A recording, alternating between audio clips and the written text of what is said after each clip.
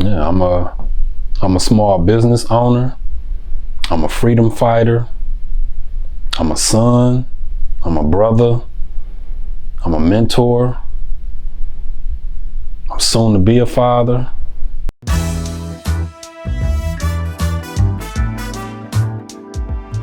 So yeah, I was born and raised in the city of Detroit.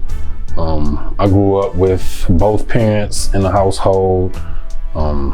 Felt very much loved and cared for and protected very early on in my life, from the time that I was born to like around age 7. And then like some of that like crime and drugs and violence, it started to enter my household at a young age. It was around the age of like 8 or 9 that my mother had got involved with another man who we later found out was abusing drugs.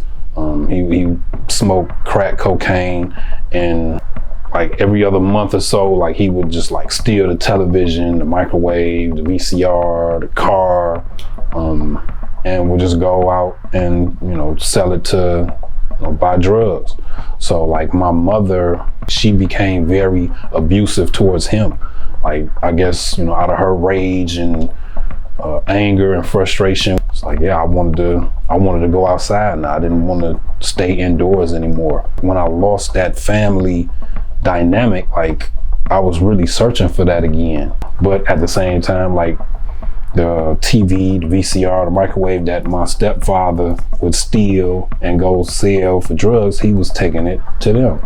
You know, like that grew like anger and frustration within me, because these were who I thought were my friends, but I didn't find that with this group of guys. And it cost me a great deal. It was one night, my co-defendant, he gave me a call and he was like, "You want to come with us? We finna take a ride." I'm going to get into the back seat. There's an assault rifle laying on the back seat. So the only way I can get in, of course, is if I pick it up and I move it. Okay. I didn't even know how to work it. Okay. And like I got the tutorial in the back seat. We're going to rob some people.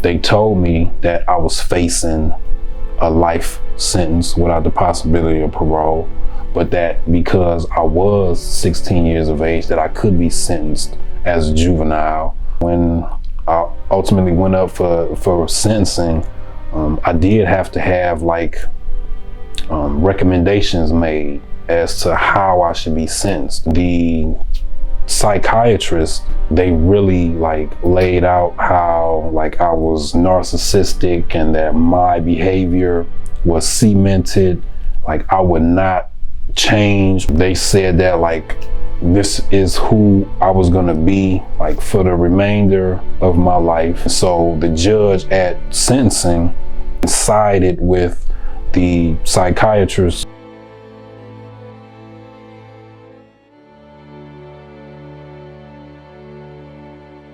And so like when I'm sitting in the cell by myself, like had just been sentenced, like the only thing I could think about was I'm never gonna see my younger brother again. And I cried like a baby, just really thinking about that, like I'm never gonna see my younger brother again. And then like I heard a guard, keys shaking, like making around. I just like wiped those tears and like I accepted it in that moment. Like I'm gonna be here for a while. I never really felt like I was gonna die in prison though. I never felt like that, but I knew I was gonna be there for a minute. I changed not because of prison, but like in spite of it. Like I was sentenced to die in prison.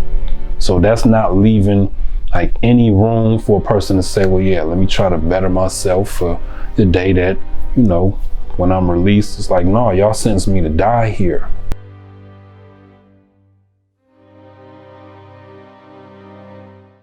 I used to point the finger a lot, say, well, this is the reason why I'm in prison and because of this, and all of that was going on.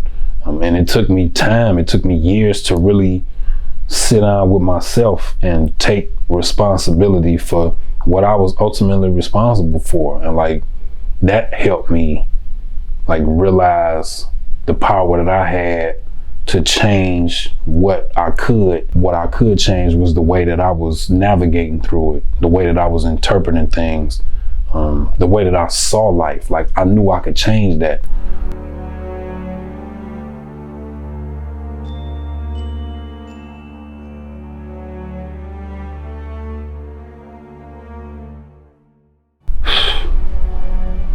That day was amazing. Like, I don't think I slept like the night before.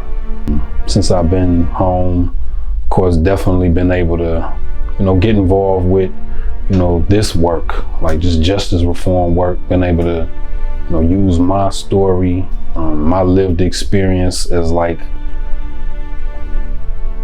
insight into how legislation can be drafted, how reforms can be implemented that, just would allow for, the second chances of people who, have caused or committed great harms in the community.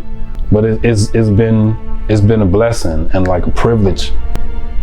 It's truly been a privilege for me to lead with that, to say like, yeah, I am formerly incarcerated. I served 23 years of a juvenile life without parole sentence. I was one of those people who was deemed, what does they say, incorrigible, like would not be amenable to any programming, like was not subjected to any type of change or growth. It's like that was said about me. I've done these legislative rounds, like meeting with legislators, sharing my story, and that's really what it's been, just to bring a humanized element to this. I'm a work in progress. I'm forever an optimist, forever a student. I'm a healer.